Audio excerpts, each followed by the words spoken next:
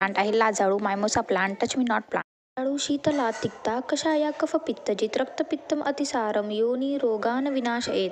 यात सांगितलेलं आहे की वीर्यशीत आहे, रस तिक्त कषाय आहे आणि दोषग्नता कफ पित्तजित आहे. याचा उपयोग रक्त अतिसार, योनी रोगामध्ये, प्रवाहिकामध्ये प्रदर, कुष्ठ यात उपयोग केला जातो. प्रवाहिकामध्ये मुळांचा क्वाथ करून दिला जातो आणि अर्शात पानांचं चूर्ण दुधासोबत दिलं जातं. फॅमिली आहे leguminosae family and sub family मायमोडेसी फॅमिली.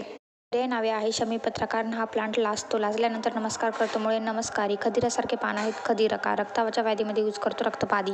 शुभ स्वरूपात लाजाळूचं प्लांट उपलब्ध असते. उपयुक्त अंग आहे पंचांग, मूळ, बीज. पायलेक्स टॅब्लेटच्या फॉर्ममध्ये याचा उपयोग केला जातो आणि पाईल्समध्ये याचा उपयोग केला जातो. लाजाळूचे चूर्ण सुद्धा उपयोग केला जातो.